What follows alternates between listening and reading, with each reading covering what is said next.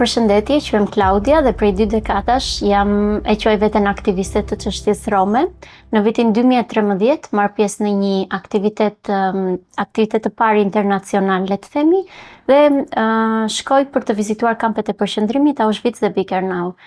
Çfarë dëgjova dhe çfarë pash atje ishte një kthes në jetën time dhe vendosa që të gjithë vullnetarizmin tim t'ia dedikoj kësaj çështje dhe të ndaj këtë informacion me sa më shumë njerëz të mundur që njihja në Shqipëri. Fatkeqësisht në librat e historisë në Shqipëri në asnjë moment nuk flitet që pjesë e kampeve të përqendrimit gjatë luftës së dytë botërore kanë qenë edhe komuniteti rom. Dhe për këtë unë do t'ju tregoj disa informacione. Kjo është hyrja në kampin e përqendrimit në Auschwitz dhe fjalia në këtë është puna të bën të lirë, është një mesazh I cili ishte totalisht I rem dhe të gjithë të burgosurit që shkonin atje mendonin se nëse do të punonin dhe do t'i bindeshin urdhrave të nazistëve, do të vinte një ditë që ata do të liroheshin, por kjo ishte totalisht një gënjeshtër, ndërsa tek fotoja e dytë është kampi tjetër më I madh, Birkenau, dhe kjo është pikërisht hyrja në mashinat e trenit dhe të gjithë njerëzit që vinin nga shtetet e tjera direkt përfundonin në Birkenau, ku bëhej seleksionimi I njerëzve në femra dhe meshkuj dhe të aftë për punë apo njerëz që ishin të moshuar apo jo të aftë për punë. Ata që ishin jo të aftë për punë dërgoheshin direkt në dhomat e gazit dhe vriteshin. Kjo është një foto tjetër e barakave në Birkenau, ku ju mund të shihni këto krevatët dhe në një kat flinin 400 deri në 500 veta. Mund të imagjinoni vetë se sa të mbi ngarkuara me njerëz ishte një dhomë e tillë. Ndërsa tek dhoma poshtë është pak më normale do të thoja dhe këto dhoma ju ofroheshin njerëzve të cilët ishin caktuar me detyra të ndryshme në kampet e përqendrimit dhe ata ishin të burgosur, por kishin funksion që të ushtronin në dhunë dhe terror ndaj të burgosurve të tjerë në mënyrë që të mos kishte krye ngritje. Fillimisht të pozicion pune kishin vetëm gjermanët, më vonë ju dha edhe personave të tjerë. Dhe këtyre personave nuk flinin në dhoma të përbashkëta si kjo fotoja këtu, por ju jepej një dhomë speciale si kjo këtu poshtë. Kjo është muri ku personat që kishin bërë gabime në kampet e përqendrimit dënoheshin me vdekje dhe goditeshin mbas këtij muri.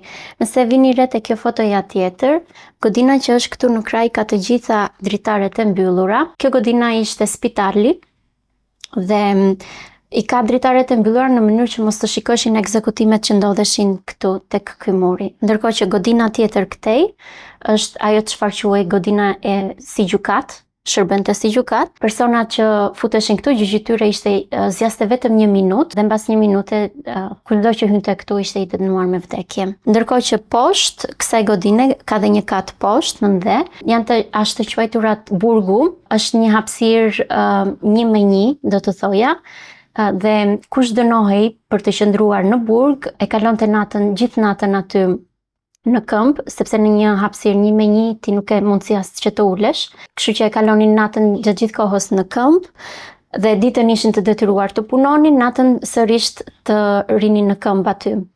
Dhe në një mënyrë të tillë normalisht do të vinte një moment që personat nuk ishin më forcë për të mbijetuar dhe vdisnin.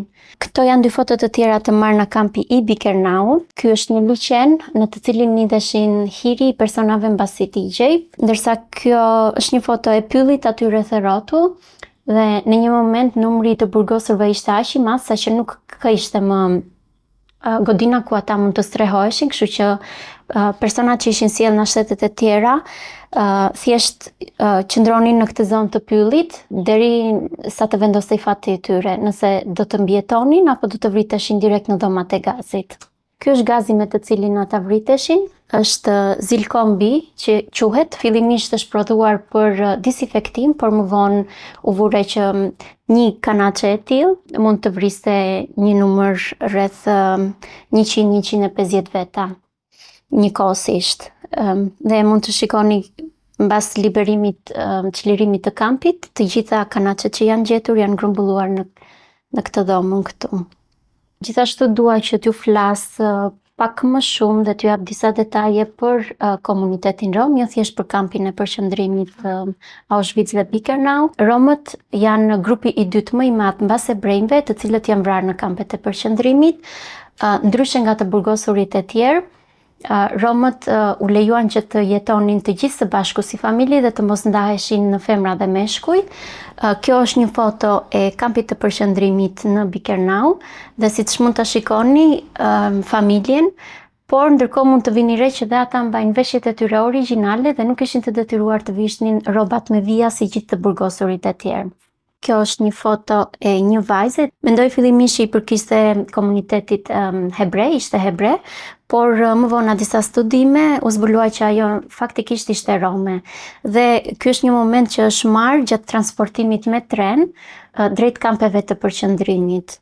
John Trollman ishte kampion i peshave të rënda, por në momentin që zbulohet që i përkiste komunitetit rom, ky titull u hoq dhe Trollman vajti direkt në kampin e përqendrimit, ku detyrohej të bënte ndeshje me të burgosurit e tjerë, thjesht për të kënaqur ushtarët apo forcat SS, që hidhnin baste se kush do të fitonte.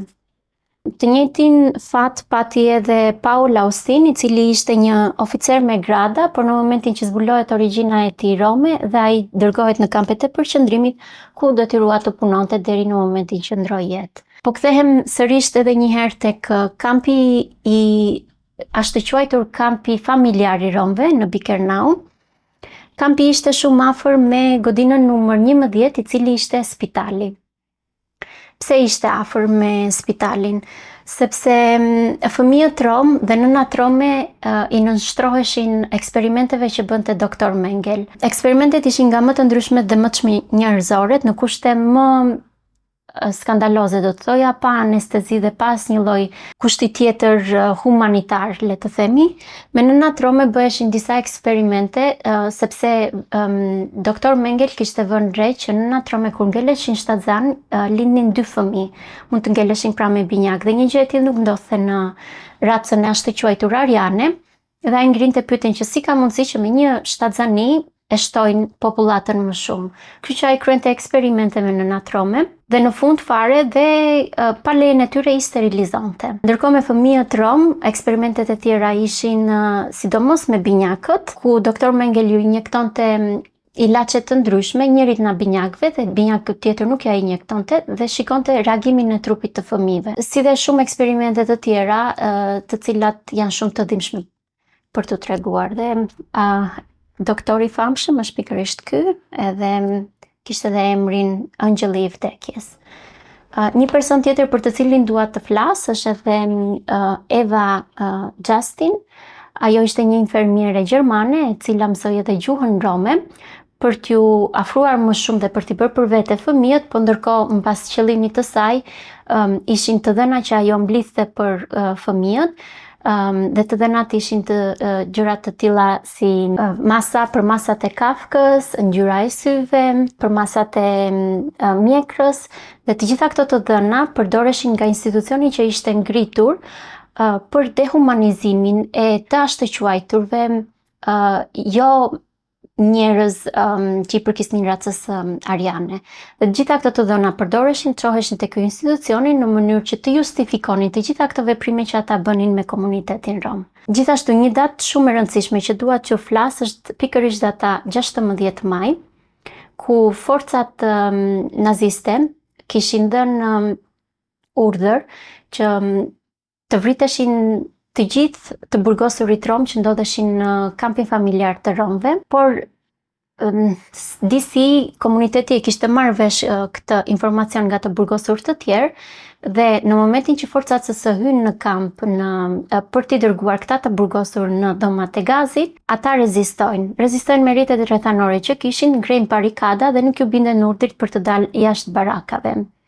Atë natë asnjë nga të burgosurit nuk u çua në dhomat e gazit, megjithatë të nesërmen në mëngjes, duke patur frikë se një kryengritje e tillë mund të ndodhte sërish, meshkujt të cilët ishin fizikisht të fortë u transportuan në kampe të tjera përqendrimi dhe në Birkenau, në kampin familjar të romëve, u lanë vetëm gra të moshuar dhe fëmijë. Fatkeqësisht, të gjithë këta të burgosur që u lanë aty, në datën 2 gusht 1944, u vranë në dhomat e Gazit, rreth 4300 të burgosur. Kjo është arsyeja pse 16 maj njihet si dita e rezistencës së romëve në kampet e përqendrimit Auschwitz-Birkenau, një ditë për të nderuar gurximin e atyre që edhe në prag të vdekjes zgjodhen të rezistojnë. Dua ta lidh pak me çfarë ndodh realisht sot në rrjetet sociale, por jo vetëm në rrjetet sociale, por edhe në përditshmërinë ku njerëzit përdorin fjalët magjyp, gabel, arigji, të cilat janë fjalë të këqija që i drejtohen këtij komuniteti dhe nxisin gjuhën e urrejtjes.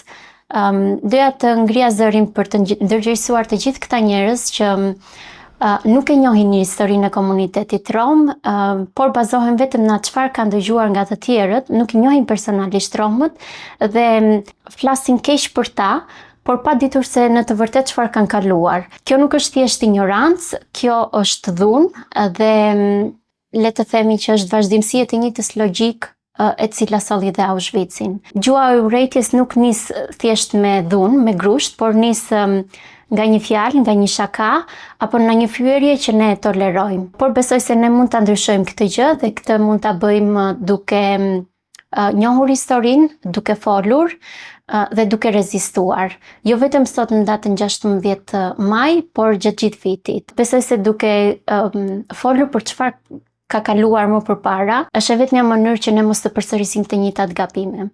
Dhe duke kujtuar të kaluarën, është një lloj rezistence. Dhe i bëj thirrje të gjithë personave sot të mësojmë nga gabimet e të kaluara në mënyrë që ne mos t'i përsërisim. Për të ndërgjegjësuar jo vetëm komunitetin rom që të njohin historinë e tyre, por të gjithë shqiptarët, kam realizuar edhe një murale e cila ndodhet në bulevardin Bajram Curi dhe muralja është pikërisht logoja që ne përdorim për 16 maj, që është dita e rezistencës së romëve.